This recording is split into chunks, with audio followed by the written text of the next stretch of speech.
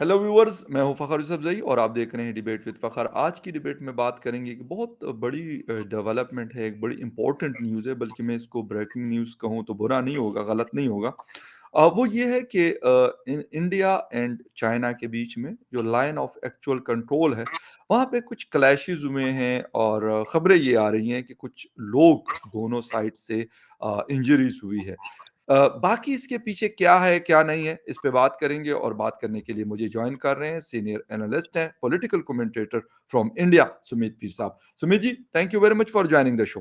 Thank you Fakhar bhai, thanks for the invitation. Sumit ji, क्या हुआ एकदम से? आप बिल्कुल, मैं ये नहीं कह सकता कि आपने इस हवाले से मेरे चैनल पे या बाकी बहुत सारे चैनल्स पे ये बात नहीं की हो कि भाई ये मसला खत्म नहीं हुआ है, लेकिन we were not expecting that like this कि ऐसा कुछ हो सकता है और अभी इस मौसम में हो सकता है जब दोनों साइड पे शायद बहुत ज्यादा माइनस में टेम्परेचर है, बर्फ पड़ी हुई है और सारा कुछ है। और इस तरह का होना, एक तो थोड़ा सा डिटेल्स बता दें हमारे व्यूअर्स को और फिर आप अपना एनालिसिस करें कि ये हुआ कैसे। देखिए फखर भाई, ये जो बात है ये 2 दिन पहले की बात है करीब। और ये 2 दिन पहले हुआ है इंसिडेंट, और ये अब रिपोर्ट किया गया फॉर्मली। कुछ हमारे पास खबरें आ रही थी ऐसा कुछ हुआ है, जी। बट कोई जब तक मतलब देखिए ऐसा नाजुक मामला है, जब तक इसमें कोई ऑफिशियल कंफर्मेशन हो तब तक इस पे बात नहीं कर सकते। जी। It's not a matter of speculation. जी। तो फगर भाई, अगर आपको याद हो, आई हैड प्रेडिक्टेड दिस कि ये होगा। LAC will heat up, LOC will heat up. यहाँ पे जब ये इंसिडेंट होता है उसके अगले दिन या उसके एक दिन पहले बीएसएफ पे इंटरनेशनल बॉर्डर पे फायरिंग होती है। पाकिस्तान के साथ इंटरनेशनल बॉर्डर पे बहुत महीनों बाद फायरिंग हुई है बीएसएफ पे। और यहाँ लद्दाख में ये हुआ तवांग एरिया के पास अरुणाचल प्रदेश में। क्योंकि आपको याद हो, चाइना अरुणाचल प्रदेश को कंटेस्ट करने लगा था। और पीछे हमने बात की थी अरुणाचल में, उन्होंने बिल्डअप बनाया, हमने भी बिल्डअप बनाया काफी। आपने और मैंने डिटेल में बात की जी। थी बिल्कुल। बिल्डअप में क्या बनाया गया। और हमारे नेशनल का भी डिबेट हुए थे इसमें, जिसमें मैं था। और अभी क्या हुआ है कि अब की बात देखिए, ये फिर वही बात है। जैसे शी पे प्रेशर पड़ेगा, अब देखिए जीरो कोविड जा रहा है, पीछे हट रहा है, धीरे धीरे धीरे धीरे उसको हाँ। ये गायब कर रहे हैं। अब जीरो कोविड गायब कर रहे हैं, तो पहले कोविड था नहीं, तो अब जीरो कोविड था, तो अब जीरो कोविड को हटा क्यों रहे हो? अगर कोविड है तो हटाना नहीं हम्म। चाहिए। फिर तो मिलियंस लोग मरेंगे ना, फिर तो आप हम्म। लोगों को मार रहे हो। बट चाइना की इकोनॉमी की हालत अब सबको पता ही है क्या है। अब airline has taken ahead, railways airlines, सारी सारी गवर्नमेंट एयरलाइंस का लॉस है, बहुत बड़ा हम्म। लॉस है। हम्म। वहां जब चाइना की एयरलाइंस का लॉस है, यहाँ हम 10 बिलियन के जहाज खरीद रहे हैं, 500 जहाज।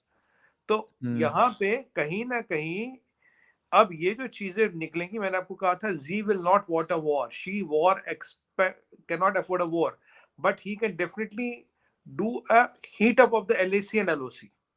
अब देखें, यहाँ बीएसएफ पे फायरिंग होती है कहीं महीनों बाद इंटरनेशनल बॉर्डर पे, और यहाँ पे ये वाला इंसिडेंट होता है। इस वाले इंसिडेंट की जितनी हमें अभी ओपन डोमेन में हम्म। जानकारी है फकर भाई, ये है कि करीब 300 लोग इनकी फिर तैयारी में आए थे। इन्हें लगा ठंड है, इन्हें लगा बर्फ है, भारतीय तैयार है नहीं है, भारतीय प्रिपेयर्ड है नहीं है, भारतीय कहीं हमारे दोस्ती का चूरन तो नहीं खा रहे हैं, कहीं हमारी बातचीत की अफीम तो नहीं सूंघ रहे। तो हम्म। ये 300 लोग आए थे। देखिए आपकी बात, फिर वही बात है, 300 लोग आए थे। तो इनको यहाँ पे रोका गया। कुछ पॉइंट है जो इनका परसेप्शन है, एलएसी है हमारी यहीं पर, यहाँ 2003 या 2006 से इसको हमने मान लिया, ठीक है ये एरिया आपका, ये हमारा एरिया हमारा। तो हम्म। 2006 से आप लगाइए करीब करीब 17-18 साल हो गए। कोई नया मसला नहीं है कि कल परसों का है। अब अभी बर्फ आई है, इनको देखना था इंडिया की तैयारी कितनी है। 300 लोग आ गए, फिर इन्होंने गलवान वाली हमाकत करने की कोशिश की, पर भारतीय फौज की तैयारी देख के ये भाग गए और इंजरीज हुई है। हमारे भाइयों ने मुकाबला किया है इनका। और फिर आउट नंबर थे हमारे, बहुत कम लोग थे, हमारी तो पेट्रोल की छोटी सी टीम हो गई। 300 आए थे। अब फखर भाई, 300 आए थे तो सोच समझ के आए थे, खाली तो आए नहीं थे। हम्म। और ये एरिया आता है सेंट्रल मिलिट्री कमांड के नीचे, चाइना का। Central military command directly report to Xi Jinping. Central hmm. Military command directly, तो ऐसा नहीं है कि ये चाइना में पॉसिबल ही नहीं कि लोकल कमांडर इतना बड़ा डिसीजन ले ले। ये वहां इम्पॉसिबल है। जी। 300 लोगों का आना, यहाँ बीएसएफ पे फायरिंग होना, यहाँ हमारा ये प्रेडिक्शन भी था कि ये जरूर होगा, वेट एंड वॉच, जितना शी पे प्रेशर पड़ेगा, या तो वो थिएटर खोलेगा एलएसी एलओसी पे, या खोलेगा साउथ चाइना सी में। ये this was on the very predicted lines and exactly this happened. But मतलब ईश्वर की अनुकंपा है कि कोई डेथ नहीं हुई, किसी की मृत्यु नहीं हुई। और ये फिर जल्दी डिसएंगेजमेंट किया गया, फिर कमांडर लेवल बात भी हुई। पर देखिए वो तो फिर एक प्रोसेस है। पर हुँ। सवालिया बात ये है कि चाइनीज़ ने फिर धोखा दिया है, चीनियों ने फिर अपनी औकात दिखा दी है। मैं आपको हमेशा एक ही बात कहता था, मैं हर चैनल में एक ही बात कहता हूँ, we are keeping our gunpowder dry. लेकिन देखिए, that is the only way to handle China. Power is the only way to handle China, there is no other way. अच्छा, सुमित जी एक चीज़ और है कि ये लोग मतलब आने का मकसद क्या होता है?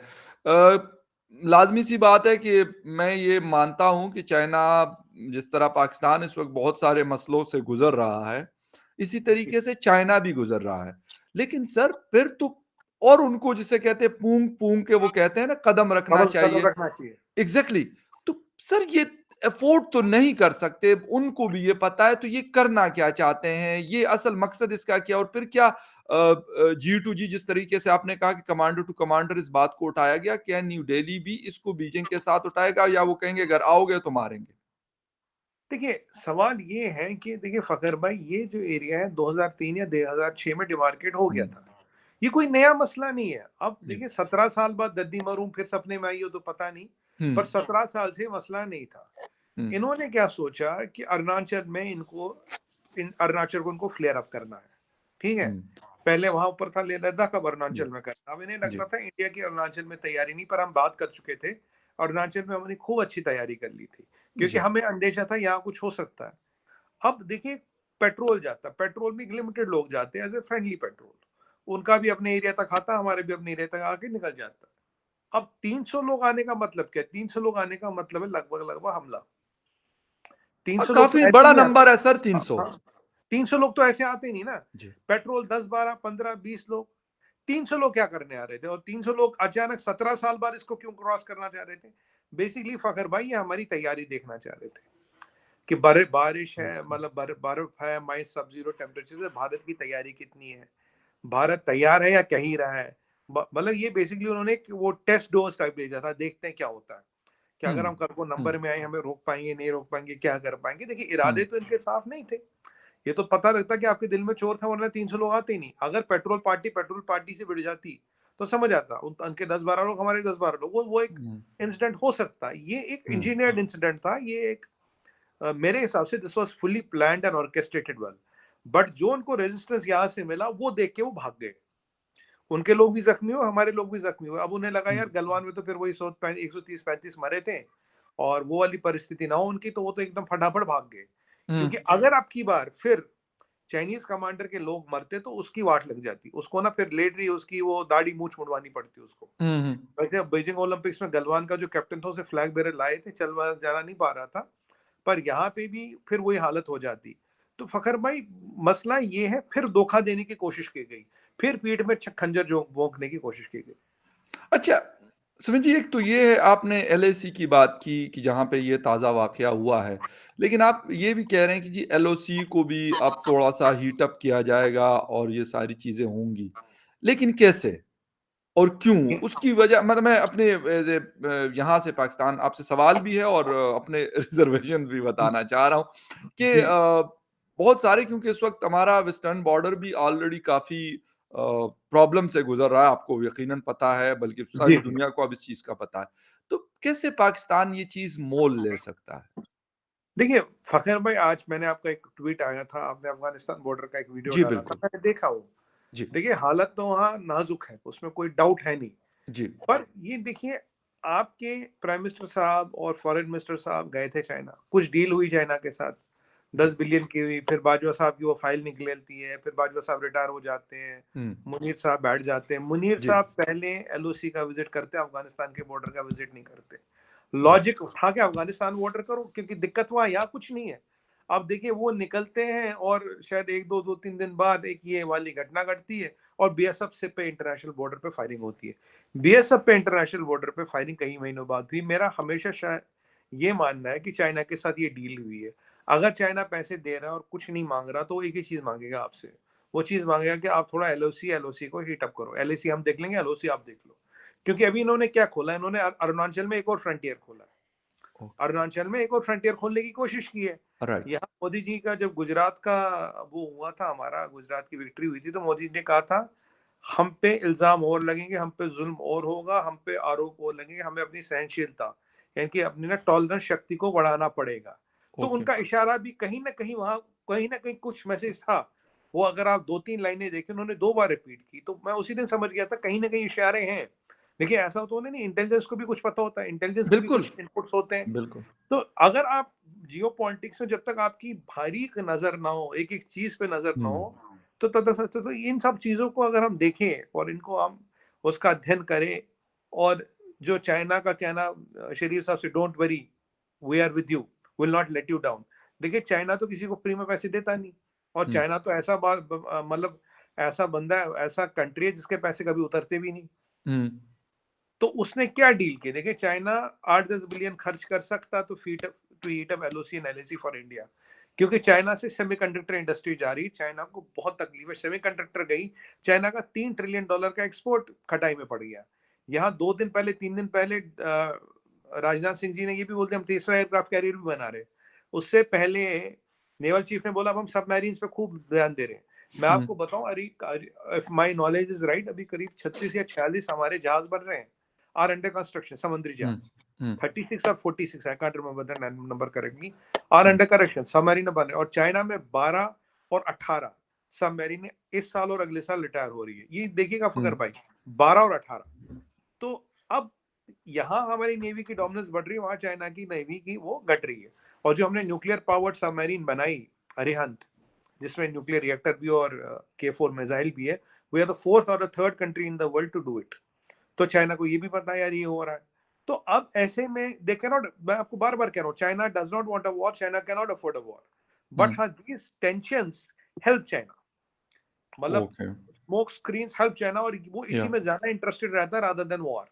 गलवान उसने क्यों किया? हमला ही करता है ना, तब गलवान ही करना था। अब की बार भी तवांग किया, हमला नहीं किया। हुँ, हमला नहीं करेगा वो, because economy can not handle war, they don't want war, but they will create this. क्योंकि जब शी पे प्रेशर पड़ता है, तो how to create pressure, pressure को बाहर कैसे ले जाया जाए?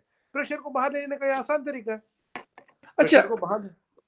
ये बिल्कुल आपकी बात दुरुस्त है कि ये टैक्टिक्स यूज़ की जाती हैं जब भी शायद चाइना पहला मुल्क नहीं है या पाकिस्तान, बहुत सारी दुनिया की कंट्रीज़ इसी तरह की चीज़ें करते हैं।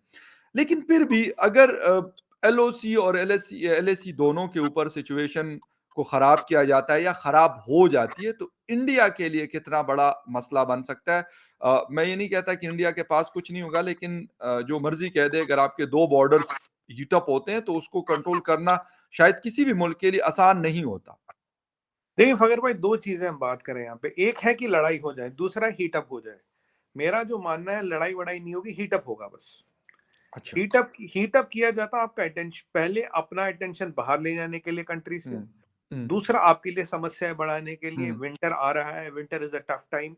जी, विंटर, जबकि विंटर में वहां लड़ाई होके करके कोई जीत नहीं सकता, ये सबको पता है।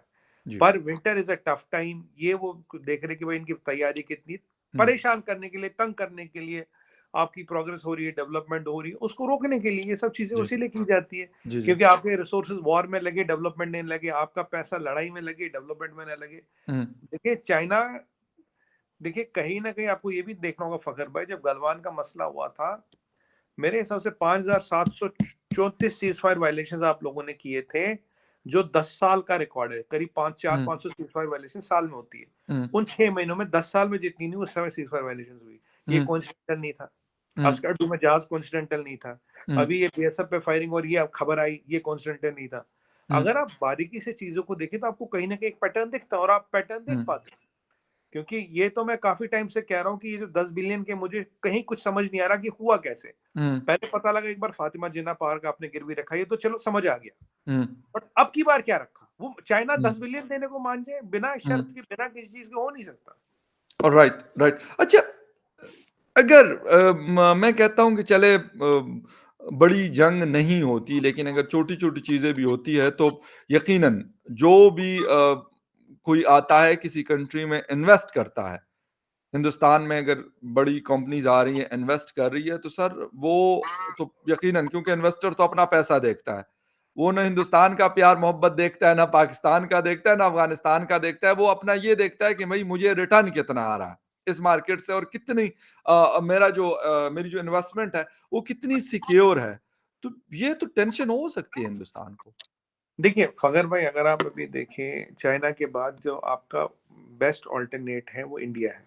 अब जी, अल्टरनेटिव इंडिया चाइना रहा नहीं। क्योंकि ओके, अगर आप देखिए, अगर आप इन्वेस्टमेंट्स की बात करो तो उसमें केवल कॉस्ट नहीं होती, उसमें होती है एयरपोर्ट, रेलवेज और highway, storage, raw material, skilled man power, unskilled man power, ठीक है, टेक्नोलॉजी हो चाहिए, डेमोक्रेसी जी, चाहिए, गवर्नमेंट चाहिए, आईपीआर प्रोटेक्शन चाहिए, और सबसे इंपॉर्टेंट चीज जो आपको चाहिए वो है मार्केट। अगर बांग्लादेश या वियतनाम या लाओस या कंबोडिया भी सस्ता है, पर अगर आप इन सब चीजों को देखोगे वो तो है नहीं उनके पास। और हुँ, जो मार्केट हम देते हैं वो तो पूरे यूरोप से बड़ा मार्केट है, हुँ, पूरे यूरोपियन यूनियन से बड़ा मार्केट हम देते हैं। हुँ, तो जब ये सब चीजें आदमी देखता है तो वो फिर यहीं आएगा। बट हाँ, ये सारी चीजें कहीं न कहीं एक सेंटिमेंट को खराब ज़रूर करती है। I agree with you. ऐसा नहीं है राइट, सेंटिमेंट खराब होता है, ग्राउंड पे असर नहीं होगा, सेंटिमेंट खराब होगा। यही तो मंशा तो यही है ना फ़खर भाई, मंशा तो यही बिल्कुल, है। बिल्कुल, प्लान ही यही है, सारा गेम ही इसी सेंटिमेंट को खराब करो। हुँ, भाई अब अभी अगर आप यूक्रेन की बात करें, तो यूक्रेन में तो कोई अभी इन्वेस्टमेंट करेगा नहीं। नहीं, अब ज़ेलेंस्की कहता है मुझे $1 ट्रिलियन चाहिए यूक्रेन को बनाने के लिए, पता नहीं वो 1 ट्रिलियन आएगा कहाँ से? आएगा कहाँ बट से बिल्कुल, बट बट क्योंकि कहीं न कहीं सेंटिमेंट तो खराब होता है ना। हुँ, आप क्या कर रहे हो? किस लिए कर रहे हो? आप कहीं न कहीं ये हमला ज़मीन और फ़ौज से ज़्यादा इकोनॉमी पे होता है, और एग्री, ये फ़ौजियों पे ज़्यादा आपकी डेवलपमेंट पे ज़्यादा होता है। इससे हुँ, आपको एक एक आपको इसको एक आपका जो नक्शा है, आपका जो आउटलुक है, इसको एक नेगेटिव करने की कवायद होती है। होता क्या है ये? होता तो ये है। बिल्कुल। अच्छा तो अब इंडिया इसको टैकल कैसे कर सकता है? क्या क्या क्या करेगा इंडिया? देखिए, फ़खर भाई, जहाँ तक तैयारी की बात है, तैयारी तो दोनों बॉर्डर पे हम कई बार डिस्कस भी कर चुके हैं, हुँ, बहुत सी चीज़ें ओपन मीडिया में हैं। तैयारी दोनों बॉर्डर पे, we are always ready for a हुँ, टू फ्रंट वॉर। अगर हुँ, वॉर भी वी आर ऑलवेज रेडी। और इसके लिए हमने जो गलवान से, जब गलवान हुआ तो मैं आपके एक चैनल पे था, तो एंकर साहब पूछ रहे थे कि गलवान के बाद पीस, मैं कहा पीस की बात कौन करता है? पीस तो हुँ, प्रोसेस है। पर जी, हम अपना हाईवे, अपना रनवे, अपना हेलीपैड, अपना डिप्लॉयमेंट वो तो चाह रही है। हमारे बंदूक, हमारे जहाज सब लग रहे हैं। ऐसा नहीं कि हुँ, पीस की उम्मीद में, अमन की आशा में यहाँ कोई नहीं बैठा। बिल्कुल कोई ठीक। अमन की आशा में नहीं बैठा। वी आर जी, डूइंग पीस, एक अलग प्रोसेस है। पीस से बात बनी तो बनी, नहीं बनी तो नहीं बनी। सो अगर हुँ, नहीं बनी तो वी आर प्रिपेयर्ड।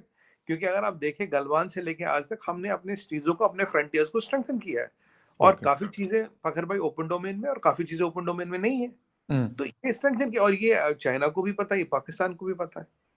और बट मेरे को सवाल ये है कि with Pakistan's current condition, can Pakistan afford to get sucked into a war of China? This is a billion dollar question which Pakistan has to answer. Exactly बड़ा वैलिड क्वेश्चन है और सिचुएशन पे बहुत डिपेंड करता है ये सारी चीज़ें क्योंकि 1 साल से ज़्यादा बल्कि almost 1 and a half year LOC के ऊपर काफ़ी अमन शांति रही है। अब बिल्कुल। आगे क्या होता है ये अभी पता चलेगा क्योंकि पाकिस्तान में भी कमांड तब्दील हुई है और चाइना में शी जिनपिंग अनलिमिटेड टाइम के लिए प्रेसिडेंट ऑफ चाइना बने हैं। वो क्या पॉलिसी लेके जाते हैं, सऊदी अरेबिया का विज़िट किया, उसके ऊपर भी किसी टाइम सुमित जी से बात करेंगे। वो टॉपिक पुराना नहीं हो रहा है क्योंकि उसके अंदर बहुत सारी चीज़ें हैं। बहुत बहुत बिल्कुल सारे पेच है उसमें। बिल्कुल, एग्ज़ैक्टली। तो उसको किसी और टाइम डिस्कस करेंगे लेकिन क्योंकि ये इस वक़्त की सबसे बड़ी और सबसे बड़ी अहम खबर थी इसके ऊपर हमने बात की। Sumit ji, thank you very much for your time. आपने शो को जॉइन किया and viewers thank you very much for watching debate with Fakhar Yusuf ji. Thank you Fakhar भाई। Thank you sir.